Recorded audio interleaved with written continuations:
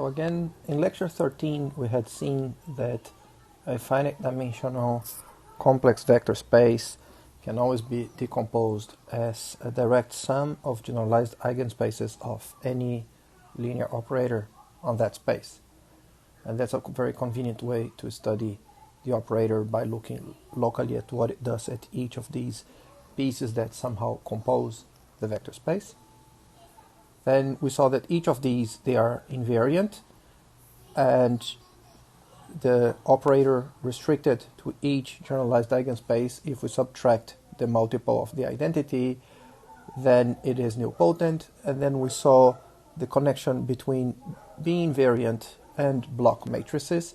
So when some subspace of the vector space is invariant, it means when we express those vectors as linear combination of vectors on some basis, you will only get vectors on this diagonal in the block. You get 0 above and below. And if you have decomposed the entire space into a bunch of invariant subspaces, this will be true for each subspace.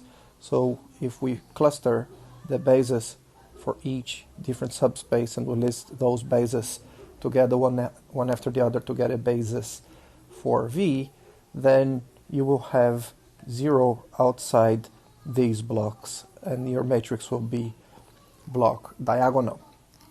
And it is an if and only if condition, meaning if we look at the column of a matrix, this range here of vectors that form a basis for a certain subspace, if there are zeros above and below the diagonal block, the corresponding diagonal block, that's if and only if that subspace is invariant.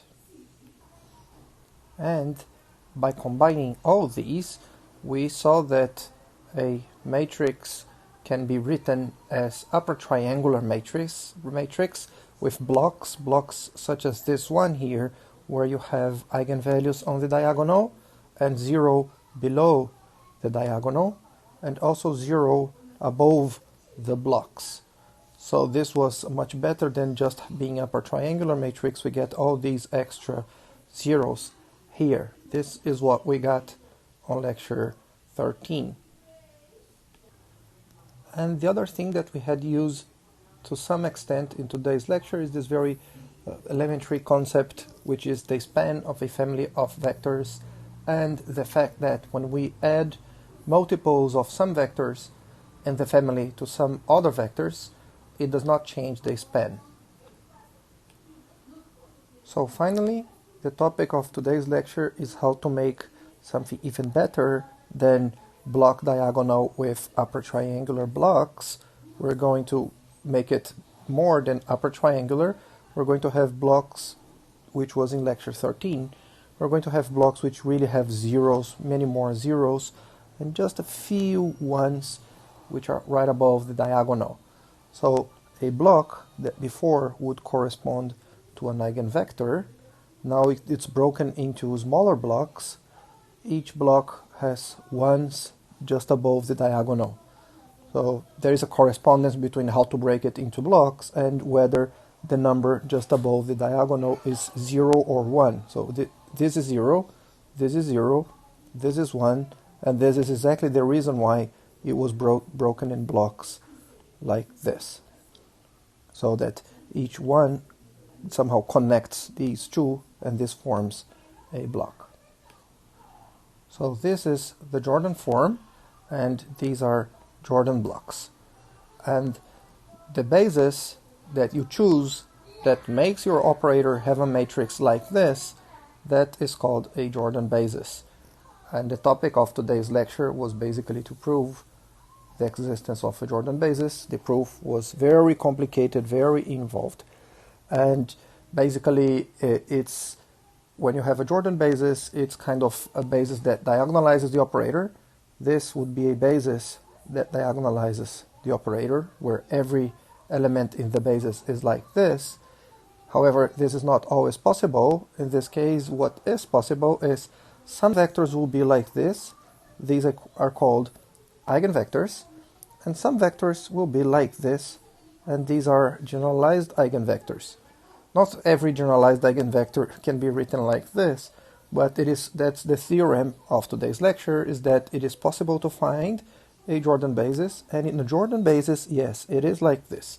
You have two types of vectors, eigenvectors and vectors that, instead of satisfying t vj equal lambda j vj, they satisfy t vj equal lambda j vj plus vj minus 1, which is exactly saying this vector here, it is, when you apply t to this vector, you get lambda j vj plus vj minus 1. These are exactly these numbers 1 and lambda j that we have here and here. And this is how you form a Jordan basis, by having these, a vector, either the vector is somehow the leading vector of a block, which would be this vector here. This vector, it is an eigenvector because of it only have this lambda in its column. So if you call this one vk, then tvk will be lambda vk for the corresponding eigenvector, or lambda k. So this would the first column in the Jordan block, it's an eigenvector, and every other vector implied in that Jordan block, it is not an eigenvector, it is a vector that refers to the previous one. Not every upper triangular matrix has this property. It's only Jordan matrices that have this property. That is exactly because they have a 1 here. The 1 means this vector points to this vector somehow, so to speak.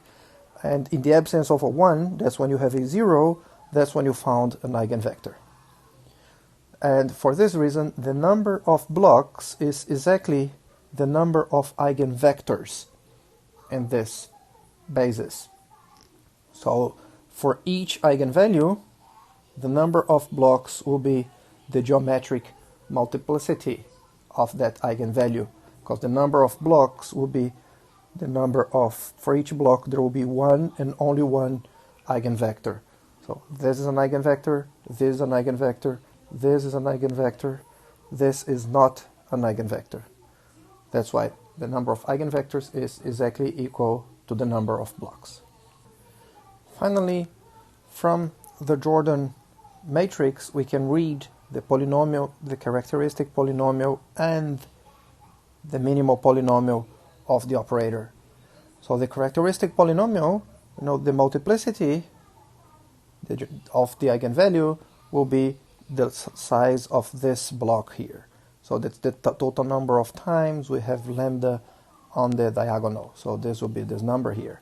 And likewise for this eigenvalue alpha here, it will be this number 2. And it also determines the minimal polynomial. The minimal polynomial will be the size of the largest Jordan block corresponding to that eigenvalue.